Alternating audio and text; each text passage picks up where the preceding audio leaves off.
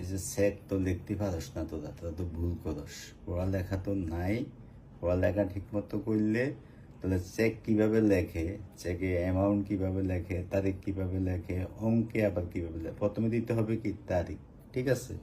মনে কর তোরে আমি আগামীকালকে ডেটে চেক দিলাম, আগামীকাল কত তারিখ? 4 তারিখ না? আমি বাংলায় লিখি, ঠিক আছে? 0, এরপরে 4 দিবি, এরপরে মাস 7, 2024, ঠিক আছে? জি। এখন তুই মনে কর আগে অঙ্ক লিখবি 1,50,000 টাকা। আচ্ছা 1 লাখ বুঝছি নি? 1 লাখ 1 লাখ হয়েছে। এবার লিখতে হবে 50,000, বুঝছি নি? হ্যাঁ ঠিক আছে। বুঝছি না? হ্যাঁ হয়েছে হয়েছে। হ্যাঁ, এবার লিখতে হবে কোথায়, ঠিক আছে? আচ্ছা